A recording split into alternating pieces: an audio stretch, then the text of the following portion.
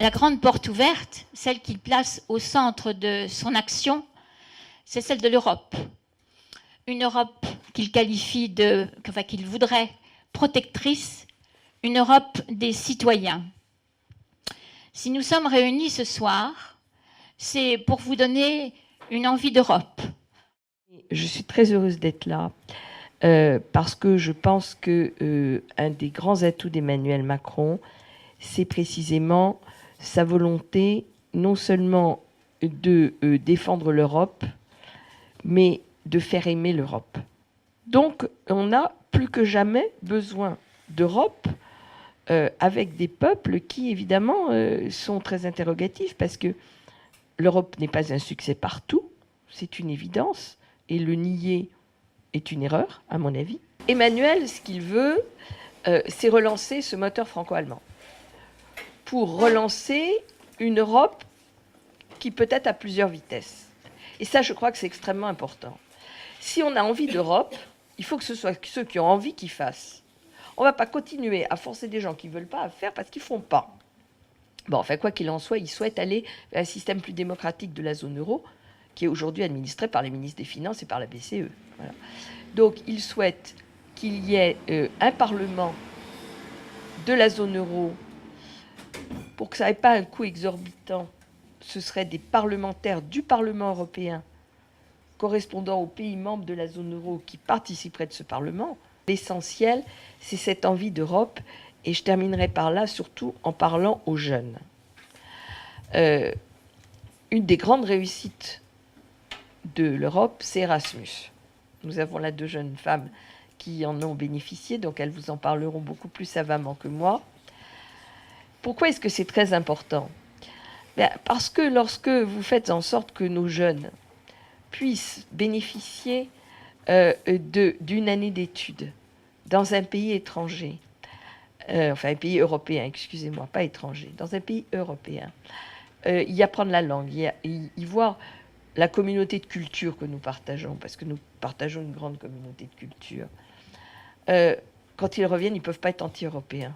Ils deviennent des ambassadeurs de l'Europe, obligatoirement. Donc il faut étendre cet Erasmus. C'est ce que propose Emmanuel Macron, c'est-à-dire de multiplier par 3 ou 4 le nombre de jeunes bénéficiant d'Erasmus. Donc c'est effectivement un effort budgétaire, je pense qu'il vaut largement la peine, d'étendre l'Erasmus de l'apprentissage. Ça, c'est quelque chose qui a été initié en 2013 et qui commence à être mis en place, qui est extrêmement important, de manière à ce que Erasmus ne soit pas réservé aux jeunes gens et jeunes filles qui font des études supérieures et qu'elles puissent aussi bénéficier aux jeunes gens et jeunes filles qui entrent directement en apprentissage. On a la chance aujourd'hui, en tant qu'Erasmus, quand on arrive dans n'importe quelle ville d'Europe, d'avoir un réseau qui s'appelle ESN, Erasmus Student Network, qui est né en même temps que les premiers échanges Erasmus et qui est divisé en 3 réseaux. Du coup, on a le réseau international, le réseau national et le réseau local par ville. Et il faut savoir qu'aujourd'hui, ils ont un réel poids, une réelle identité. Il y a des villes comme Gênes qui les contactent régulièrement pour avoir des conseils en aménagement urbain ou en conseil juste de tourisme ou de pas mal de secteurs. Je voulais faire un croche là-dessus. Et la dernière chose que je voulais ajouter, c'est surtout que c'est vraiment un échange qui ne se fait pas que dans notre sens, c'est-à-dire nous, étrangers, qui allons étudier dans une autre ville, mais également pour les étudiants dans ces villes qui n'ont peut-être pas les moyens de voyager et qui ne sont pas forcément admis au programme Erasmus, mais quand 3 ans après, j'appelle mes copains et qu'ils me disent bah voilà, j'ai eu l'envie de faire comme toi après mes études et qu'ils soient à Amsterdam, à Brighton, à Gênes et j'en passe, ça me fait chaud au cœur et aujourd'hui je peux fièrement dire que je suis citoyenne européenne. Je parle couramment 4 langues et j'ai encore envie d'en apprendre d'autres. J'ai eu la possibilité de partir en échange Erasmus avec mon université dans la belle ville de Liverpool, dans le nord de l'Angleterre. Mon année Erasmus a été la plus belle année de ma vie, si belle que j'y suis restée 8 ans. J'ai donc terminé mon année Erasmus en 2005. Je suis devenue professeure de français là-bas en lycée et en primaire. Ensuite, j'ai repris des études là-bas sur place, que j'ai financées moi-même. J'ai fait un master en études européennes, c'est dire si j'aime l'Europe. Voilà. Et je suis rentrée en France en 2010, où je suis devenue formatrice en entreprise et où j'ai pu devenir formatrice dans de beaux établissements tels que HEC.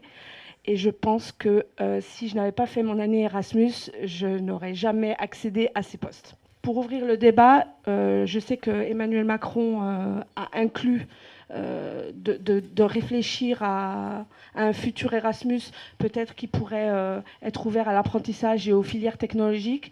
Je partage ce que Madame Lepage a dit. Je pense qu'on devrait l'inclure dans le cursus et aussi en faire plus la publicité, parce que j'ai eu l'impression, quand je suis partie, que c'est moi qui courais pour pouvoir chercher les informations, savoir comment obtenir des bourses. Moi, mes parents ne pouvaient pas me financer les choses.